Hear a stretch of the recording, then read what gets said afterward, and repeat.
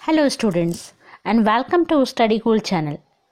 आज हम आपके लिए एक बहुत ही उपयोगी वीडियो लेकर के आए हैं जिसमें कि आप SBI कलेक्ट के थ्रू अपनी फ़ीस किस प्रकार से जमा कर सकते हैं उसके सारे इंस्ट्रक्शंस दिए हुए हैं। इनका पालन करते हुए आप अपने ही मोबाइल से अपनी फ़ीस जमा कर सकेंगे। अब पहले ये ध्यान दीजिए कि किसको फ़ीस जमा करनी है और किसको फ़ीस जमा नहीं करनी है। यदि आप मेधावी स्टूडेंट हैं, मतलब कि आपने मेधावी योजना का लाभ लिया है या फिर संबल या फिर कर्मकारी योजना का लाभ लिया है, तो आपको ये फ़ीस जमा नहीं करनी है, क्योंकि पहले जो आपने फ़ीस जमा कर दी है 10 रुपये वाली, वही आपकी फ़ाइनल फ़ीस है। बाकी की पूरी जो है फ़ीस आपकी माफ़ है। अब जिन छात्रों ने किसी प्रकार की योजना का लाभ नहीं लिया है, उन्हें जो पूरी फ़ीस होती है आपकी वार्षिक, जितनी भी आपकी फ़ीस है, उसमें से एक इंस्टॉलमेंट आप ऑलरेडी जमा कर चुके हैं एडमिशन के टाइम पर। तो शेष बची हुई जो फ़ीस है वो अब आपको SBI कलेक्ट के थ्रू जमा करनी है। अब SBI कलेक्ट से कैसे जमा करनी है ये आप इंस्ट्रक्शंस देखते जाइए। सबसे पहले जो आपका गूगल सर्च है या जो भी ब्राउज़र आप यूज़ कर रहे हैं, उसके सर्च वाले ऑप्शन पर SBI ऑनलाइन SBI.com आप वहाँ पर लिख दीजिए। SBI कलेक्ट भी आप लिख सकते हैं। तो ये जो SBIonline.com है, जैसे ही आप वहाँ पर लिख करके गो पर क्लिक करते हैं या सर्च पर क्लिक करते हैं तो आपको एक वेब पेज दिखेगा, वहाँ पर कुछ इंस्ट्रक्शंस लिखे हुए हैं। उसको आप नीचे पढ़ेंगे तो वहाँ पर आपको SBI कलेक्ट दिखेगा। लॉगिन देखो, personal banking, corporate banking, new users, इसके जस्ट नीचे ही जो है ये न्यू यूज़र रजिस्ट्रेशन के नीचे ही SBI कलेक्ट लिखा हुआ है। इस SBI कलेक्ट पर आपको क्या करना है, क्लिक करना है। SBI कलेक्ट पर क्लिक करते ही इसके बाद नेक्स्ट जो है वो पेज आपका खुल जाएगा। ये जो पेज है ये इंस्ट्रक्शंस का पेज है, टर्म्स एंड कंडीशंस का पेज। इसमें एकदम बिल्कुल नीचे चले जाइए आप। यहाँ पर एक स्क्वायर बॉक्स आपको दिखेगा, ये चेक बॉक्स होता है, इस पर आप क्लिक कर दीजिएगा और नीचे देखिए प्रोसीड लिखा हुआ है। इस पर टिक करने के बाद प्रोसीड पर क्लिक कर दीजिएगा। प्रोसीड पर क्लिक करते ही हम एक नेक्स्ट पेज पर पहुंच जाएंगे। इस नेक्स्ट पेज में आपको अपने स्टेट का नाम लिखना है। यहाँ पर ऊपर देखिए आएगा select state and type of corporation या फिर इंस्टीट्यूट। तो जहाँ पर ये स्टेट ऑफ कॉरपोरेट या इंस्टीट्यूशन लिखा हुआ है ना, तो वहाँ पर एक छोटा सा एरो बना हुआ है, उस पर आप क्लिक करेंगे तो यहाँ पर सारे स्टेट्स के नाम आ जाएंगे। तो इसमें आप मध्य प्रदेश को क्लिक कर दीजिएगा। नीचे देखिए आप टाइप ऑफ कॉरपोरेट या फिर इंस्टीट्यूट, तो इसमें भी नीचे जो बॉक्स बना हुआ है उसमें आप एरो पर क्लिक करेंगे और वहाँ पर ढूंढ लेंगे एजुकेशनल इंस्टीट्यूशन। इसके बाद नीचे ये गो लिखा हुआ है, गो पर क्लिक करने से आप नेक्स्ट पेज तक पहुँच जाएंगे। जैसे ही आपने गो पर क्लिक किया,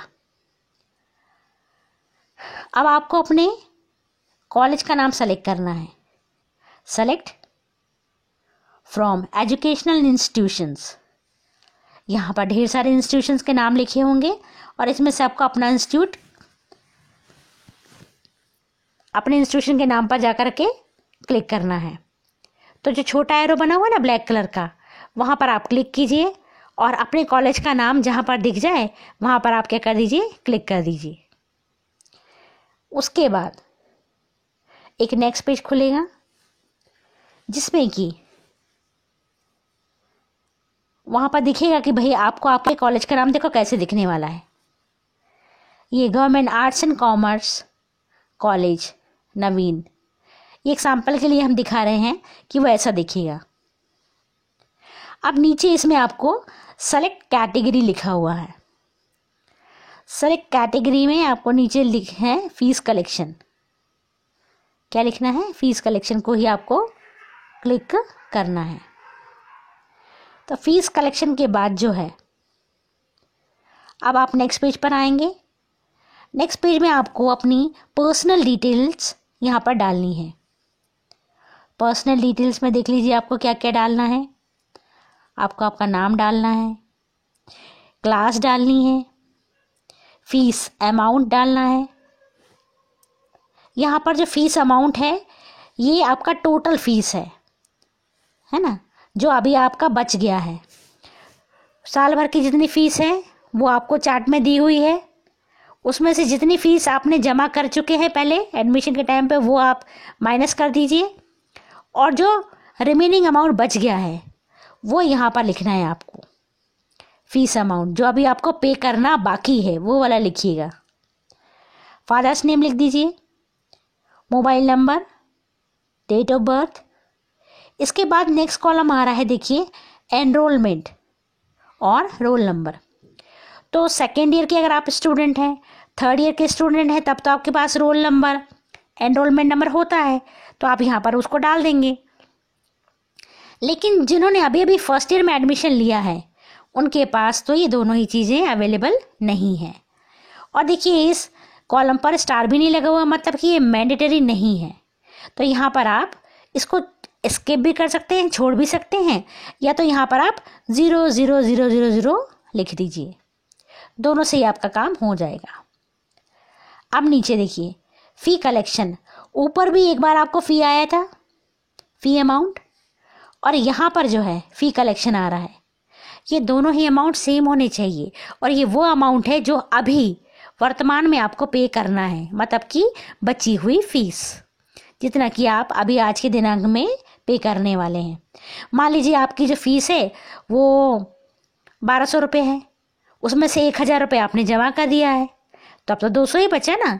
तो दोनों ही जगह पर आप 200 रुपये ही लिखेंगे।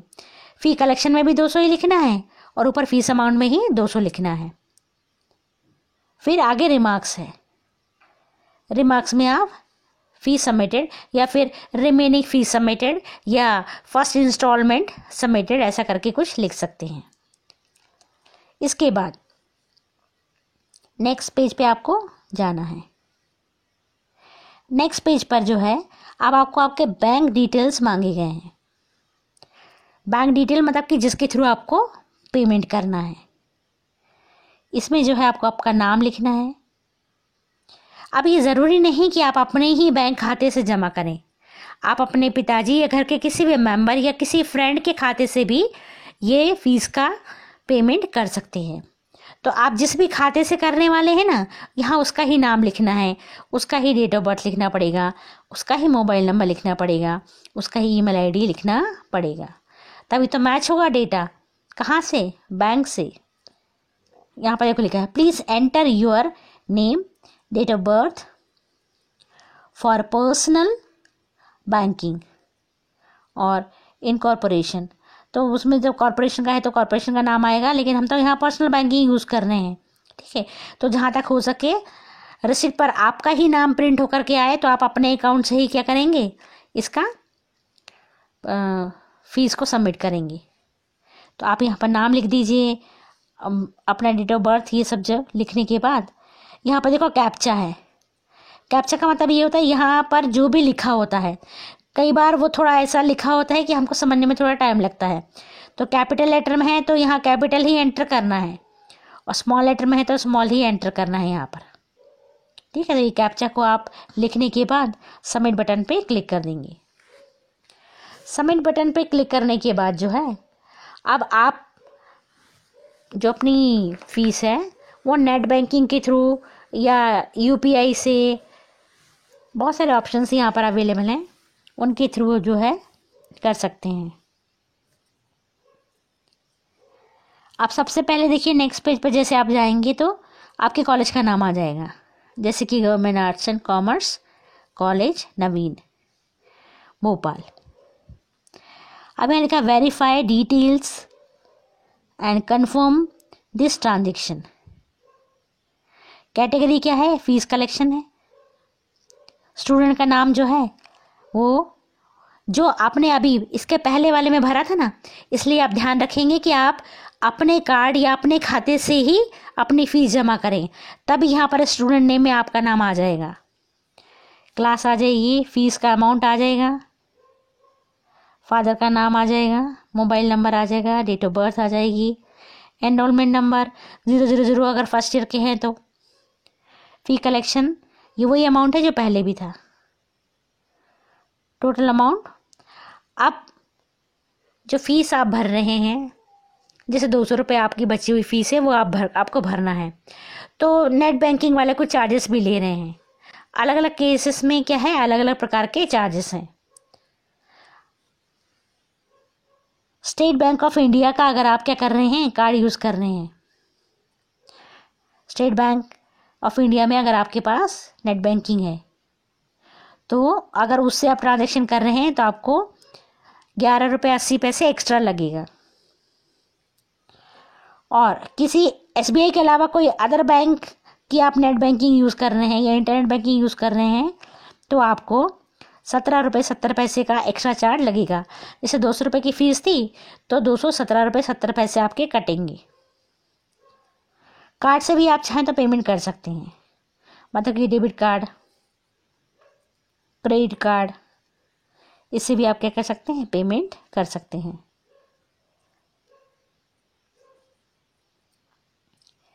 क्रेडिट कार्ड के अलग चार्जेस हैं, 12.98 रुपये एक्स्ट्रा लगेंगी।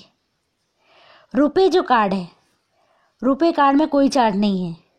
जिसमें RUPAY रुपए लिखा होता ना, मतलब कि डेबिट कार्ड, वो भी कौन सा वाला, रुपए वाला, तो उसमें आपका कोई चार्जेस नहीं है। प्रीपेड कार्ड, बैंक चार्जेस जो हैं अब किसी किसी के उनने बताए हैं, किसी किसी के नहीं भी बताए हैं। तो आप देख लीजिए आपके पास कौन सा अवेलेबल है। आप SBI के ब्रांच से भी क्या कर सकते हैं, पैसे दे सकते हैं। एक SBI ब्रांच का भी ऑप्शन है। NEFT RTGS से भी कर सकते हैं। लेकिन ये जो बैंक अगर आप SBI ब्रांच से करते हैं तो देखिए एक्स्ट्रा चार्जेस कितना है, 59 रुपीज़। तो थोड़ा ध्यान से, जैसा आपको सूटेबल लगे उस प्रकार से आप पेमेंट कर सकते हैं। पर ये ध्यान देंगे कि अगर आप अपने खाते से करें तो ज़्यादा बेहतर है, ज़्यादा सुरक्षित है। बाकी अगर आपको कोई परेशानी आती है तो आप MP ऑनलाइन पर भी जा कर के उनकी हेल्प ले सकते हैं। वो लोग अपने कार्ड से कर देते हैं और फिर क्या जितना भी उनका चार्जेस होता है वो इसमें ऐड हो जाता है।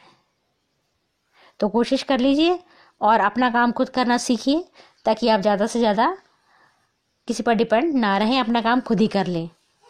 अब बारी आती है प्रिंट आउट की। जो भी आपने फ़ीस भरी है उसका आपको कम से कम 4 प्रिंट आउट निकालना है और 3 प्रिंट आउट जो है वो कॉलेज में सबमिट करना है। बस इतना ही काम है। तो होप कि अब आप अपनी फ़ीस सुरक्षित तरीके से और बहुत ही सुगमता से भर पाएंगे। फिर भी अगर आपको कोई तकलीफ़ होती है, किसी प्रकार की कोई रुकावट आती है, परेशानी आती है तो आप कमेंट बॉक्स में लिख दीजिए, उसका भी हल आपको मिल जाएगा। Okay, thank you. मिलते हैं नेक्स्ट वीडियो में।